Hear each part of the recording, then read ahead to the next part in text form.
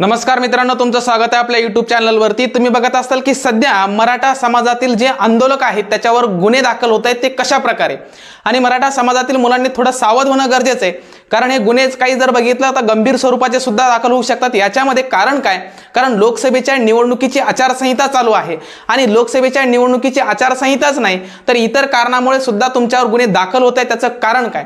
याच्यामध्ये कुठल्याही प्रकारचा गंभीर गुन्हा दाखल झाला तर आपलीच भविष्य बर्बाद होऊ शकतं, कारण मराठा समाजातील मुलांनी मराठा आरक्षणासाठी जो लढा केलाय आणि मनोज जरांगे पाटलांनी जो लढा लढवलाय तो लोकशाही मार्गाने लढवलाय, आणि याच्यामध्ये कुठल्याही प्रकारच्या लोकशाहीमध्ये जे काही लोकसभा उमेदवार आहेत त्यांना प्रचार आणि प्रसार करण्यासाठी आपण अडवणूक करू शकत नाही असं भारतीय संविधानामध्ये दिलेलं आहे। आणि अशा प्रकारचे आदेश सुद्धा प्रशासनाने दाखल केलेत की जे काही लोकसभेचे उमेदवार आहेत आणि त्यांना प्रचार आणि प्रसार करण्यापासून जे गावबंदी करतायत त्यांच्यावर गुन्हे दाखल करण्यात येतील। मग याच्यासाठी गावकऱ्यांनी थोडंसं लक्ष देणं गरजेचं आहे। जे मुलं बाळा आहेत, जे लेकरं आहेत, त्यांना कुठंतरी रागाच्या भरामध्ये येऊन कोणाचं तरी ऐकून आपण त्या प्रचार आणि प्रसार सभेला गावबंदी करतोय, याचं कारण आपल्याच पायावर दगड मारून आपण घेतोय। जो काही महत्त्वाचा लढा होता त्या लढ्यानंतर कुठंतरी गोरगरीब लेकरांचं भविष्य उज्ज्वल करण्यासाठी हा लढा चालू होता, पण या लढ्यासाठी तुमच्यावर कुठल्या प्रकारचे गुन्हे दाखल होऊ नयेत हे सगळ्यात महत्त्वाचा मुद्दा आहे। आणि प्रचार आणि प्रसार करण्यासाठी आपण बंदी का करत नाहीत? कारण इथं बघितलं आपल्या संविधानामध्ये संचारबंदी नाहीये। संचार करण्यासाठी प्रत्येक व्यक्तीला एक अधिकार दिलेला आहे, मग ते लोकसभेचा उमेदवार असो ना दुसरा कोणताही असे ना, त्याला कुठल्याही गावामध्ये जाण्यासाठी अधिकार दिलेला आहे संविधानाने, आपण त्याला रोखू शकत नाहीत। म्हणून प्रत्येक गावातील लोकांनी गावबंदी करण्यापेक्षा या ठिकाणी तुमचा जो रोष आहे, तुमचा जो काही राग आहे ते आपल्या मतदानाच्या स्वरूपात दाखवावा लागतो। अशा प्रकारचा गावबंदी करून नाही। प्रत्येक गावबंदी केल्यानंतर लोकसभेचा उमेदवार त्या ठिकाणी आला आणि जर तुम्ही त्याच्या तोंडाला तोंड नाही लावलं आणि त्या व्यक्तीला कुठल्या प्रकारचे दोन शब्द नाही बोलले तर तुमच्या घरी बळजबरी येणार आहे का? नाही, तो तशाच प्रकारचा वापस जाईल। मग तुम्हाला जर चांगल्या प्रकारचा अधिकार गाजवायचा असेल आणि आपल्याला कुठल्याही प्रकारचा गुन्हा दाखल करून घ्यायचा नसेल तर त्याच्यासाठी सगळ्यात महत्त्वाची बाब म्हणजे गावबंदी सारख्या तुम्ही कुठल्याही प्रकारचे पत्र कोणालाही लिहू नये, जेणेकरून गावबंदीचा जो काही आदेश आहे तो आदेश आता सध्या तरी लागू होणार नाही, कारण प्रत्येक व्यक्तीला संचार करण्याचा अधिकार दिलाय। मग तुमचा जो रोष आहे, तुमचा जो राग आहे तो तुमच्या मतपेढीमध्ये दाखवू शकतात, कारण आतापर्यंत मनोज जरांगे पाटलांनी जो सल्ला दिलाय तो लोकशाही मार्गाने दिलाय। कुठल्याही प्रकारचं जर आंदोलन वेगळ्या वळणाला लागत असेल आणि मुलांचं भविष्य बर्बाद होत असेल तर लोकांनी थोडा विचार करा, कारण यांच्यावर गुन्हे दाखल झाले तर यांना आरक्षण भेटूनही त्याचा लाभ घेता येणार आहे का? नाही घेता येणार।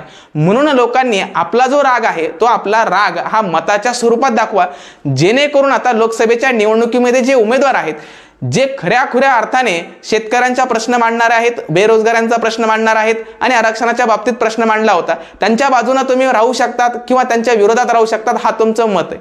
पण तुमचा रोष अशा प्रकारचा गावबंदी करून नका दाखवू, जेणेकरून आपल्याच पायावर आपण कुऱ्हाड मारल्यासारखं आहे। म्हणून तुमचा जो काही रोष आहे, तुमचा जो काही राग आहे ते तुमचा लोकसभेच्या निवडणुकीमध्ये मताच्या स्वरूपात दाखवा, जेणेकरून तुम्हाला असं वाटते तो आपला विरोधक आहे तर तुम्ही त्याच्या विरोधात मतदान करा, तुमचा जो अधिकार आहे। पण अशा प्रकारचा अधिकार आपल्याला दिला नाही की कोणत्या एखाद्या व्यक्तीला आपण गावबंदी करू शकतो।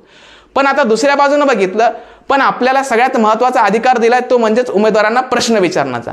तुम्हाला जर त्या उमेदवाराला गावबंदी करण्यापेक्षा त्या उमेदवाराला तुम्ही जर 4 प्रश्न विचारले आणि त्याच्याकडे जर कुठल्याही प्रकारचं उत्तर नसेल तर तशाच प्रकारचा तो पाठ फिरून माघारी जाईल, तुमच्या लगेच लक्षात येईल। मग तुम्ही गावबंदी करण्यापेक्षा त्याच्या तोंडाला तोंड लावून प्रश्न विचारणं गरजेचं आहे। प्रश्न विचारल्यानंतर त्याला उत्तर द्यावंच लागणार आहे। मग गावबंदी करून आपण काय दाखवतोय? मग गावबंदी करण्याचा अधिकार आपल्याला दिला नाही, संचार करण्याचा सगळ्यांनाच अधिकार आहे, पण मतदाराला प्रश्न विचारण्याचा अधिकार आहे, त्याला कोणीच रोखू शकत नाही। तुमचे प्रश्न आहेत त्याच्या समोर मांडणं गरजेचं आहे, आणि जर त्या प्रश्नाचे उत्तर तुम्हाला मिळत नसतील तर 100% मध्ये येत्या निवडणुकीमध्ये धडा शिकवणार तुम्ही, आणि तो धडा कशा प्रकारचा? तुमच्या मतपेढीच्या स्वरूपामध्ये असणार आहे।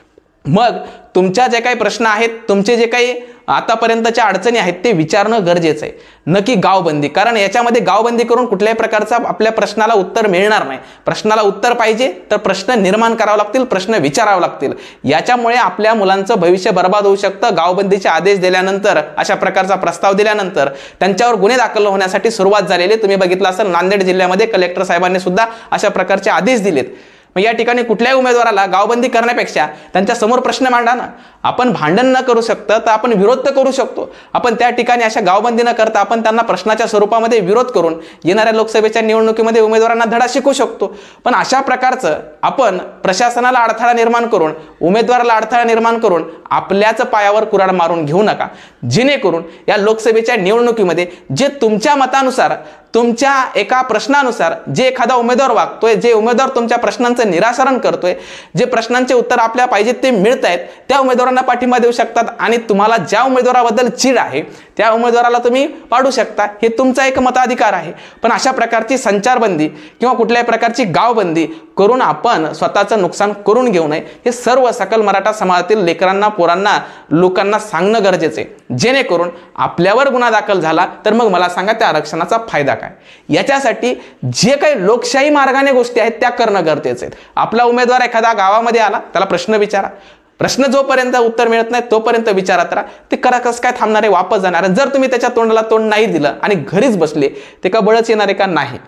त्याचे प्रश्न असतील त्यांनी मांडायला पाहिजे. पण अशा प्रकारचे गुन्हे दाखल होत असतील तर भविष्यामध्ये आपल्याला अडचणी येऊ शकतात. म्हणून सर्वांनी जागृत होणं गरजेचं आहे आणि आपला जो रोष आहे तो रोष तुम्ही तुमच्या मतदानाच्या स्वरूपात दाखवा, न की तुम्ही गावबंदी करून. ह्या गोष्टी लक्षात ठेवा, कारण या ठिकाणी केसेस दाखल झाल्यानंतर ते माघारी घेण्यासाठी खूप कालावधी लागतो. त्याच्यासाठी सुद्धा मुलांनी दखल घेणं गरजेचं आहे. आणि याच्यामध्ये जे काही तुम्ही अडथळा निर्माण करताय गावबंदीचा, त्याच्या बदल्यात तुम्ही मताच्या स्वरूपात तुमचा रोष दाखवा, तुमच्या मताच्या स्वरूपात तुमचा विरोध दाखवा. ही लोकशाही मार्गाने महत्त्वाचा मार्ग आहे. लोकशाही मार्गाने तुम्ही हे रस्ता जो आहे तो निवडू शकतात. पण अशा प्रकारचा गावबंदी करून उगाच विनाकारण सगळ्यांनाच त्रास होईल असं करू नका. जेणेकरून सध्या तरी या आचारसंहितेच्या काळामध्ये जास्त प्रमाणामध्ये गुन्हे दाखल झाले तर ते खूप कडक असतात. मग या ठिकाणी गुन्हे दाखल झाल्यानंतर ते माघारी घेण्यासाठी खूप तळमळ. तुम्हाला माहिती आहे, गोरगरीब लेकरांची केस माघारी घ्यायचं म्हणलं तर किती वेळ लागतो. त्याच्यासाठी झटापटी करण्याच्या ऐवजी तुम्ही तुमच्या मताच्या स्वरूपामध्ये तुमचा रोष आणि तुमचा राग दाखवा, जेणेकरून हा खराखुरा लोकशाहीचा मार्ग आहे. ठीक आहे. आतापर्यंत आंदोलन आणि मोर्चे करावे लागणार, केलेही आहेत, पण आचारसंहितेच्या दरम्यान करण्याची सध्या मुभा नसते, परवानगी नसते. म्हणून आचारसंहिता संपल्यानंतर तुमचे मार्ग मोकळेच आहेत.